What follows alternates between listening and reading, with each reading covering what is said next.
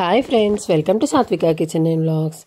ఇప్పుడైతే పితృపక్షాలు నడుస్తూ ఉన్నాయి కదా. మహాలయ అమావాస్య అనేది చాలా దగ్గరగా ఉంది. సెప్టెంబర్ 8వ డేట్ నుంచి 21వ డేట్ వరకు మనకు పితృపక్షాలు అనేటివి నడుస్తూ ఉన్నాయి.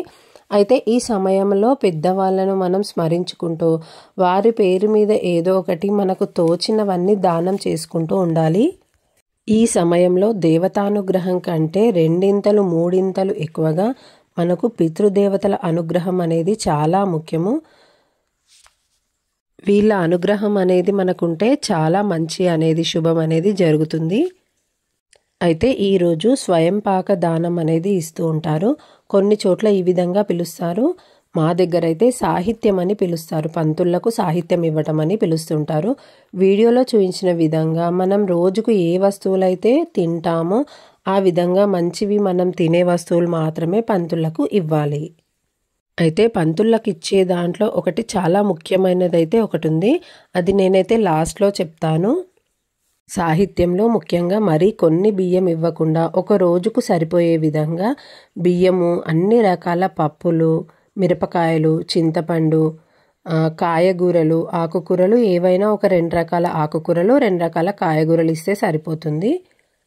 అదేవిధంగా ఉప్పు, నూనె, ఇస్తరాకులు, పాలు, పెరుగు, తేనె, నెయ్యి, చక్కెర, తమలపాకులు, పండ్లు ఇవన్నింటినీ కూడా పంతులకి స్వయం పాకంలో అంటే సాహిత్యంలో ముఖ్యంగా పెట్టవలసిన వస్తువులు. వీడియోలో చూపించినట్టు పంతులకి ఒక రోజు తినడానికి వీలుగా ఉండే విధంగా అన్నింటినీ, టీ పొడి, చక్కెర కూడా నేను చూపిస్తున్నాను కదా, వీటిని కూడా సాహిత్యంతో పాటు ఇవ్వాలి. ఇందులో చూపించినవి కాకుండా ఇంకా మనకు ముఖ్యంగా అంటే కొబ్బరికాయనిస్తే చాలా మంచిది.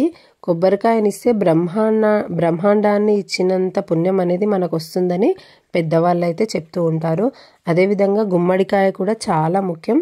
గుమ్మడికాయ కూడా వీలైతే అవైలబుల్గా ఉంటే ఖచ్చితంగా ఇవ్వచ్చు.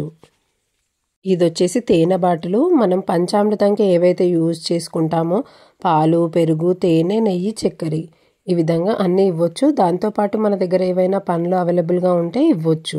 కానీ అన్నీ మంచివి మాత్రమే ఇవ్వాలి. చాలామంది పితృదేవతల పేర్ల మీద పిండాలు పెట్టడం, అన్నదానాలు, శార్దాలు, తర్పణాలు ఈ విధంగా చేస్తూ ఉంటారు కదా. ఎవరికి వీలైనవి వాళ్ళు చేయొచ్చు. ఇవేమి చేయలేకపోతే కనీసం ఇలా సాహిత్యమైన పంతులు గారికి ఇవ్వాలి. ఇలా ఇవ్వటం వల్ల మన వంశం అనేది వృద్ధి అవుతుంది, సంతానం కలగటము ఆ విధంగా జరుగుతూ ఉంటాయి. పితృదేవతల అనుగ్రహం అనేది మన పైన తప్పకుండా ఉండాలి. పంతులు గారికి ఇవ్వకూడనివి కూడా ఉన్నాయి. అవేంటంటే ఉల్లిగడ్డ, వెల్లుల్లి. వీటిని పంతులు గారికి ఇచ్చే సామాన్లలో అస్సలు ఇవ్వకూడదు. అదేవిధంగా పెద్దవాళ్ళ పేరు పైన మనకి ఇష్టం ఉన్నది ఏదైనా ఒక వస్త్రాన్ని ఇవ్వచ్చు. టవల్ కానీ, లుంగి, బెడ్షీట్ ఈ విధంగా మనకి ఏది తోస్తే అది ఒకటి పంతులు గారికి ఇవ్వచ్చు. ఈ పితృపక్షాల సమయంలో మధ్యాహ్నం టైంలో పితృదేవతలందరూ పక్షుల రూపంలో కానీ ఇంకేదైనా రూపంలో మనల్ని గమనిస్తూ ఉంటారు కాబట్టి వాళ్ళ సంతృప్తి కొరకి ఏదో ఒకటి ఇవ్వాలి. సాహిత్యంలో ముఖ్యంగా పెట్టవలసింది తులసి దళం. దీన్ని కూడా తప్పకుండా ఇవ్వాలి. వీడియో నచ్చినట్టయితే తప్పకుండా లైక్ చేసి ఫ్రెండ్స్ అండ్ ఫ్యామిలీ మెంబర్స్కి షేర్ చేయండి.